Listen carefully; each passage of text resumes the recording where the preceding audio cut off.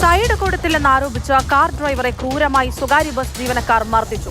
കോഴിക്കോട് കൊയിലാണ്ടിയിൽ ദേശീയപാതയിലുണ്ടായ ആക്രമണത്തിന്റെ ദൃശ്യം പുറത്തുവന്നു.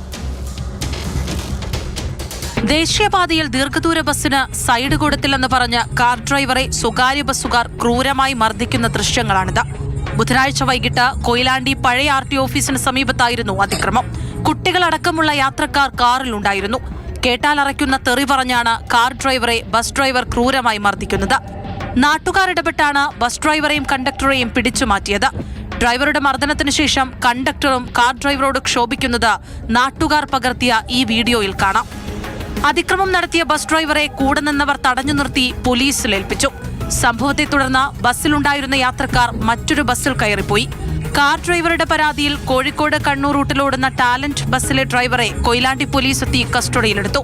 കോഴിക്കോട് കണ്ണൂർ റൂട്ടിലോടുന്ന ടാലന്റ് ബസ്സിലെ ഡ്രൈവറാണ് ഈ അതിക്രമം കാട്ടിയത്.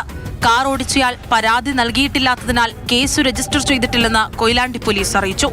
രേഖാമൂലം പരാതി കിട്ടുന്ന പക്ഷം ബസ് ഡ്രൈവർക്കും കണ്ടക്ടർക്കുമെതിരെ കേസ് രജിസ്റ്റർ ചെയ്യുമെന്ന് കൊയിലാണ്ടി പോലീസ് അറിയിച്ചു. മാതൃഭൂമി ന്യൂസ്, കോഴിക്കോട്.